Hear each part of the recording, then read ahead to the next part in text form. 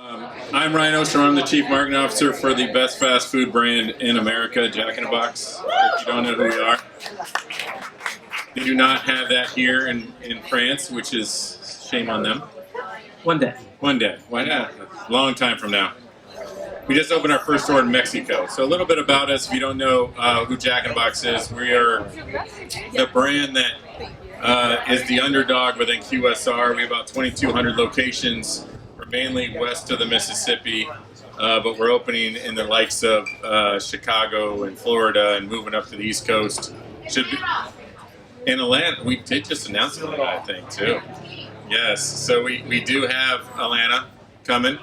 And what we are is, if you like to drink and you like to smoke weed, we are a very good brand for that because we celebrate the late night more than anybody else. So we have tacos, we have chicken, we have burgers, we have shakes, we have anything you might crave after a great evening. So. Okay, I'm Daniel Perez. Now you go. No, I can't go that far, but I'm Daniel Perez. I'm CMO of InMarket. We're a real-time marketing and measurement company focused on connecting brands to consumers in the moments and locations that matter most. But we'll get into that. Let's start with a quick, easy question for you. Reaching consumers at the right time, the right place, before they even know they want to buy is critical, especially for, QSRs. Can you talk a little bit more about this and how Jack in the Box thinks about localized messaging in a broader perspective? Yeah, I think when you think about fast food, it's always being considered right when people are hungry. We call it the point of hunger. You want to make sure our message, our communication reaches the right guest at the right time with the right message. That's why we partner with InMarket, and they really do a great job of bringing our local media in front of the guests. And so we really target the guests that are within 1 mile to 2 miles of our restaurants. Can we target them at late night? After they do things, yes. Do we target them for breakfast? Also, throughout every single day part. We're also open 24 hours, which means we also look at when is the right time to reach those consumers based on where their journey is throughout the day. Okay, so and then how does that strategy or that mindset of messaging from that perspective differ from like a digital consumer versus an in-store, like a physical? Well, I think the big difference is we use a lot of different media that target that guest right before their decision when let's say they're on a train or they're on commuting or they're driving around town. We really target the guests in those moments. Digital, we really have a different kind of execution where we're really trying to target those guests to capture customer names and data. I mean, it shocks me. I grew up in retail, so I worked at brands like GNC and Sears, and data was always important to traditional retail. In QSR, there is so much data now that we are capturing. I think McDonald's is over 50 million names now. Wendy's is at 35, 40 million names. We're less than that, is all I'm going to say. We're tinier. But the digital is more about how do we acquire those guests to use them later and grow our database, and then really get them to come in when normally they wouldn't. So it's kind of a two-pronged strategy. We partner with you guys a lot to drive that guest in the moment while also leveraging our first-party data to say how do we get them coming a second time. So can you go a little deeper on that? You said you grew up in retail, but Yes. and the data was important. How was it different? Like what kind of data points or like what do you look for differently? That's a tough question. That wasn't. It wasn't on our list. Jesus, you was throwing me off. It's just got here. Yeah, I think the big difference is when we look at kind of QSR and where we're at. The data we really want is that app download, and we really want just that customer kind of touch point of when they order and when we can bring them back in. In traditional retail, there was so much data. There was too much data. Like we had so much data we didn't know what to do with. I mean, I think Sears was collecting data on Craftsman Club and Kenmore and everything else 20, 30 years ago, and I'm not sure we knew what to do with it. Now, as long as I have SMS text, I'm able to really get those guests to say, this person generally comes in for lunch. I want to make sure they come in for lunch, but I want to get them for dinner. But I also think it's a lot of this geo-targeting of when I know they're in a certain area. So if you're in San Diego, that's where we're born and bred, we're a San Diego brand. If you're in the gas lamp district, 99% of the chance you're drinking. That's just what you're doing. There's nothing else to do in the gas lamp district. So we're able to target those people in that area with a different message than let's say you're up in Del Mar, Orange County, or other areas in California. We target a different message there. So we really look at what areas people are frequently, where are they visiting, how we use their phone location to really understand what they're participating in and how our food helps solve a need. So, talked about meeting consumers at the right moment, Yep. but what about measurement? How do you measure the efficacy or even the impact? I mean, it was mentioned earlier. I think the number one that we measure, we're in marketing, so it's sales. I mean, if I don't hit sales, I don't have a job, and it's sales and transactions. Now, we do different executions to say, hey, is it acquisition? Is it driving future sales? And so what is that path to get that guest from acquisition to future sales? So we will measure the acquisition. We will measure visits, because the good thing about food is we really don't have a conversions. Jesus, it's so early for me. We really, if you walk into a Jack, you're going to order. Like, we don't lose a lot of people who walk in and walk out. And so when we really measure that, it's really about sales and transactions, and acquisition are our big three. I think when you look at the world of media and where it's changing, though, I think we also look at overall impressions, because if we have the right media, the right people at the right time, making sure they see it and making sure it's visible is also the top of the funnel kind of activity. So making sure we are reaching those guests and starting the top of the funnel, getting to that acquisition is key. Now, have those KPIs changed over the years? They just change. I think it's changed a little bit. I think when you think about marketing, it's always been sales and transactions. I mean, that's what we do. That's what we're in the business. I think sometimes marketers, we get caught up in the flashiest next thing and different types of measurements and everything that's going on there. As I said, if you don't hit sales, you don't hit transactions, we don't have jobs. And so every business case we have, we will tie it somehow back to sales with everything we do. When I talk to the CFO, when I talk to the CEO, these are the conversations we have. They don't care about brand lift scores. And we do that. We do track brand lift scores. We do think about consideration and other things, because you have two things we look at. We look at sales overnight, but also brand over time. So we look at the long-term brand, because you don't want to kill your brand over time. But the sales overnight and that transactions and sales are the key. Yeah, I like that, sales overnight, brand over time. That's a Yum great creed. I used to work at KFC also, and that's a great creed kind of message that he puts out there. Well, so speaking of kind of creeds, Jack in the Box core marketing strategy revolves around the acronym CRAVED. Yes. CRAVED. Yes. Can you kind of elaborate on this? Yeah. So if you know Yum Brands, Yum Brands has red, relevant, easy, distinctive. So I always give them credit. I worked on a great creed at Yum Brands and really was inspired by what he did as a marketing leader. And so when I got to Jack in the Box, really created CRAVED. And what we did was we broke out red to make it a little easier for everyone to understand, which CRAVED stands for cultural, relevant, authentic, visible, easy, and distinctive. And it's a barometer that we measure everything we do with. Everything we do in marketing, from even our store designs to our uniforms. And we ask ourselves, is it culturally relevant to the world around us? Or is it cultural with the world around us? Is it relevant to our guests' wants and needs? Is it authentic to who we are at Jack in the Box? Is it visible, right message, the right people at the right time?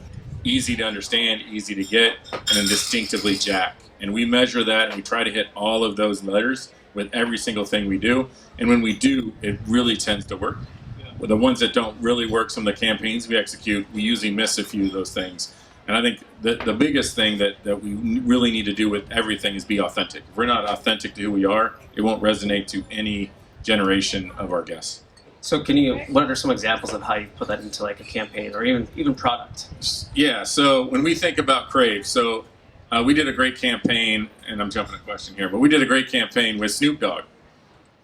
When I mentioned we're a drinking and high brand, that's who we are. I mean, my franchisees will argue this all day long, but we've been a late night brand. We're 24 hours a night. We have a meal called the Munchie Meal. It kind of speaks for itself. And it's a combination of a bunch of food that you order late night. And so when we really wanted to say, how do we resonate, be authentic, we did research. The number one person that said should partner with Jack in the Box is Snoop. And when we asked separately, who should Snoop partner with in QSR, they said Jack in the Box. It is authentically clear. So we partnered with Snoop, and it was our best-selling window or marketing window we've ever had at late night. And it's not shocking. It's that's when you get really authentic. We actually just rolled out with Ice Cube. So Ice Cube's this year. So Snoop was last year. Ice Cube was this year. So we really are working on that West Coast vibe. That's where we're born and bred. We're born in San Diego. And really working with unique individuals that bring a perspective and grew up with Jack in the Box. Ice Cube, for example, wrote a song 20 years ago called Jack in the Box. And so he had a song because him and his boys used to go to Jack in the Box when they were just coming up. And so he wrote a song. We said, hey, we want to put that song in our spot and have you in our spot. And it just authentically resonates with our guests. So value and convenience messaging has become a huge theme for QSRs. Yeah. We've worked together recently on a couple campaigns focused around that. Can you talk a little bit about that and how you pivoted? Yeah. QSR is interesting because in this world, I'm sure anyone in the States at least, has seen the articles of labor increases, cost increases, price increases. Big Mac's now $15, $18. It's not all true. But labor costs have really gone up, especially in California. So when we start looking at who our guests are, we actually have gotten a wide range of guests since COVID. And so we have the value guests who want to order food under $5, but we've got this premium guest that is now, they just want really good food. And so we call this the barbell strategy, which we go to market with something that every single marketing window, we go with an item that is value and an item with is premium. I want the premium guest to buy the premium stuff. I want the value guest to buy the value guest. If I actually sell too much of the value, I lose money, I lose sales, I lose profitability. So this is where, like in this current window, we have a great breakfast offer, but then I have the Ice Cube meal, which is $13. We sell a lot of both those kind of offers we go out with right now. And that's really our execution strategy is understanding we have two core guests, we have to reach both of them. And they all have stomachs, they're all craving the same things, but I have to make sure I have different needs for them that cross our entire menu. So, talking about that barbell strategy, what are some innovative ways you guys have kind of attacked that? Well, it goes back to that munchie meal. So bundles are great. So we have an a la carte menu. That's where the low prices are. We have 2 tacos for 99 cents. Yes, we're a burger place famous for its taco. That's actually our tagline. We sell more tacos than any other item in our store. And they're 2 deep fried, amazing tacos, especially after drinks. They're just great. And I grew up on them. I grew up on those tacos. We want to keep those prices. We want to keep them affordable. And we keep our franchisees making sure those costs are the right way. But then we also roll out things like the munchie meal. We roll out things like specific celebrity meals that really are on that higher end, bigger eats, bigger food that satisfy a different kind of late night craving that's not that value guest. So it really is, we work on our calendar to kind of balance those 2 things out. So like you're talking about, some of those meals are now creeping up into more like the casual dining. Yep. How are you guys kind of thinking about that? Yeah, I mean, it's difficult now because our costs have gone so up. We're almost at the same price as casual. I think what's changed is we've really started looking at how do we provide better food. So we just rolled out a smash burger, which is the first in QSR industry to roll out a smash burger. Easy to get, easy to buy. It's made out of 100% U.S. beef. I think it's actually grass-fed beef too. So it is a high premium burger that we're able to sell in QSR. That is something you could only usually get in fast casual. And so we're able to do those things now as we look to elevate the ingredients, elevate the food we bring to the market, because that's the expectations. I had a conversation today. The food internationally in QSR is so much better than the food in the United States. And I think we have the opportunity to bring some of that learning into the United States and say, hey, let's just get really good food and the guests will come. So going off script, yes. Thinking of that, but as you're looking to, we talked about earlier, there's no Jack in the Box in Europe. Yes. How do you guys think about that? How do you think about that growth strategy? Yeah, I think our biggest thing in the next 3 years is we have a little saying, we say no sleep till Brooklyn. We have to get to Brooklyn. We have to get across the rest of the United States. That's key one. We've opened up in Mexico, and then we're going to conquer North America, and then we might pop up somewhere in Europe because we have some people who grew up in the United States that really love Jack in the Box. And so we look at the capability, can we get the food, can we source the food? What makes us so unique is the wide range of our menu. So because we have such a diverse menu, we can kind of fit in a lot of countries. It's just, does our authentic selves come through? Do they understand who Jack is? There's people in the United States who don't understand Jack is. He's big. If you know what Jack is, he's our CEO, wears a big head. He's in every single commercial, every single spot. He was brought back in 1994, and he's been kind of the spokesperson for the brand. So how do you bring him into a new market for people to understand who he is? He's not just a character, he's actually a huge driver of our brand and who we are authentically. So we talked a little bit about the celebrity partnerships, but what about influencer marketing? One thing we're chatting, you guys have a very interesting approach. Yes. I'm legal's worst friend sometimes. I know it's tough. I know there's a lot of brands here that work with social media. When we do social media, what we do is we set very little guardrails. We make sure we do all our due diligence on who to partner with as influencers. But what I don't want to do is tell influencers how to talk about my brand. I want them to talk about how our brand impacts their lives. And so we don't go with a heavy script saying you must do X, Y, Z. We actually really curate our influencer strategy. And then we say, how does our brand impact your life? Is it late night? Is it with your kids? Is it with something else? Here's an item we want you to talk about. If you want to talk about it, great. If something else resonates, talk about that. We really opened up the guardrails. It can lead to a lot of challenges, but it's also, we have a direct relationship with the influencers between us and my internal social team. They do a great job. And we try to get everybody out of it because I know what it's like. Legal and 900 other people will say you can't do something. We try not to do that because then we lose all our edge, and then we social goes too fast. Like something happens yesterday, we need to post about it today. And so we'll ask for forgiveness on pretty much everything. Hopefully not all the time. And how do you then take that influencer messaging and amplify it across other channels? Yeah, I think what we do is what we do a really good job of is we create the authentic influencer content. We actually use that as our marketing materials in other channels, on display, on video assets, through other channels. We haven't really got influencers up to our TV spots yet, but it's something we're working through. You can kind of say our partners with Snoop and Ice Cube. We even partner with Ryan Reynolds. They're kind of influencers on themselves, and we use them a lot to really drive excitement around the brand. But we leverage the authentic message across all our channels as much as possible with influencers. Just make it one journey. So consumer behavior marketing has shifted as a whole. We talked about the proliferation of media, talking about influencer and social right now. How has that impacted your strategies? All these. Well, I think the hardest part of being a marketer today is I kind of, when I started, I'm old now. I used to be the young marketer in the group, and I used to say we should do more social. Now in this world of media, there's too many channels. You have streaming TV, regular TV. You have 4 different social channels. You have 300 different ways to reach your guest. You have your own channels like app and own messaging. There is limited dollars to say, how do I target the right people with the right messaging? And there isn't really a pure solve. Yes, you can do mixed modeling. Yes, you can do it, but it moves too fast now. I kind of wish it was back in the day where it's just like TV and print and one social channel. It'd be easier. And I think I'm learning every single day where I'm learning, I'm struggles as a CMO. We buy advertising. I, like all CMOs, think I should see every ad. I'm like, why am I not seeing an ad? Now I sound like the old guys when I was young. And my team looks at me and goes, what TV do you have? And I go, what do you mean, what TV do I have? And they're like, well, do you have a Samsung or LG? I go, Samsung. They're like, oh, you're not going to see our ads there because X, Y, Z. I go, what? My TV influences what? And they're like, yeah, because you're using direct ads. And I go, okay, good. Now we need to buy more media to target these certain guests. And this is where it's just ever changing. And I'm not sure mixed modeling is going to keep up with it. And so I think the more that we have the right partners in place to say, how do you measure your return of getting that right message to the right people at the right time? Some of the work you guys are doing really helps us really understand that immediate impact and making sure we get that message in front of our core guests. Thanks for that plug. Nah, try. Combining all of this, though, going back to kind of the whole, coming back to a point here, the craved piece, how do you keep the craved message authentic?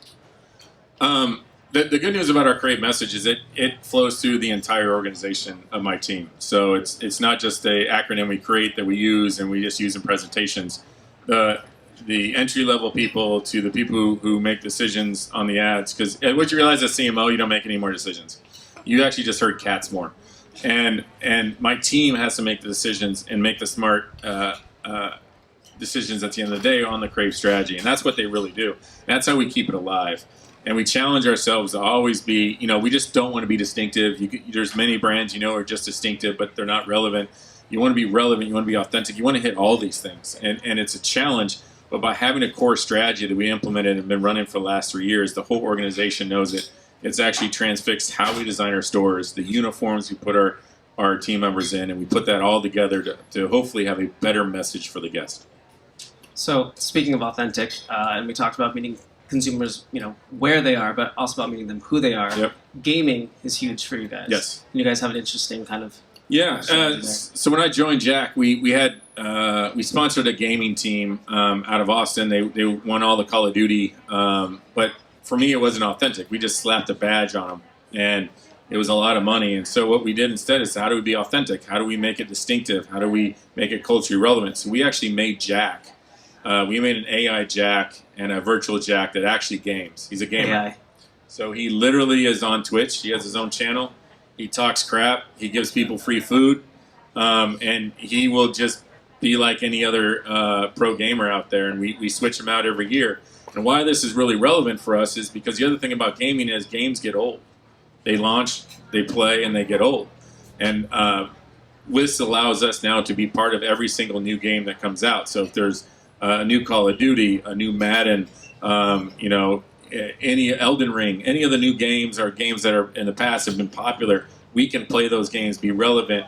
Our guy can do it. We switch out our gamer every year based on his skill set. And it's just fun because it's a virtual Jack. Its head moves, it talks, everything goes. And it's a unique way to be authentic on Twitch versus just buying advertising and digital media. So when we were prepping for today, you talked about a really cool 7-minute long commercial you guys did for Halloween. Which we did not shortlist here at Cannes. Just to let you know that. We did not.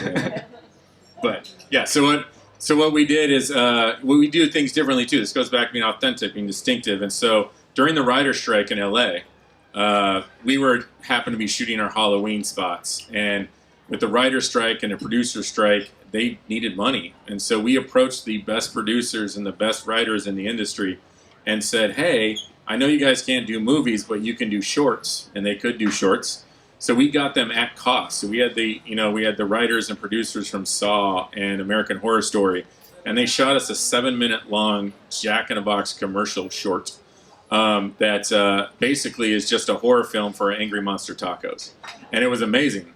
And we put it on TikTok. It just played. It became viral, and people loved it. It was just different. It was unique and brought a lot of recognition to the product. As I said, we did not get shortlisted, so out of the 9 million people that got nominated, we did not.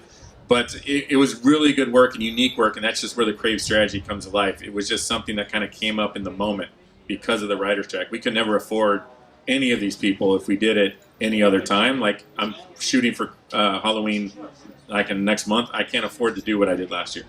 So it's really about looking at what's going on in the world around us and how do we participate it in an effective way. So, last question. Yeah. Looking forward, what are you most excited about in the industry? I think what I'm most excited about in the industry is just where this is all going and the shift into the digital channels. Bringing in traditional retail, being around, all that customer data, all that information, all the technology to be able to reach the right guests. It's now in the QSR space. So a lot more of the traditional retail marketers are coming into QSR. But we also get so many visitors. I don't think people realize, I'm sure this Giorgio Armani place gets a lot of visitors, but I get thousands a day in one store times my 2,200 stores. The visitors we get and the data that we capture on those guests is so much. And so being able to use that data for good and evil is exciting for a marketer in our business. And so that's what I think that the future where it's going to go when you think about the data, the digital channels, all the e-com that we're selling, and we're only about 15% of our sales are e-com, and we're a fast food place. Some of our competitors are already up to 40% on delivery. And so think about fast food is becoming more of a delivery place because that's the new world of convenience. But that's all data, digital usage, and that digital guest. Well, that was it. Do you want to? All right. No, that's it. I have nothing else to plug. Yeah. So, and yeah. Thank you, guys. Thank you.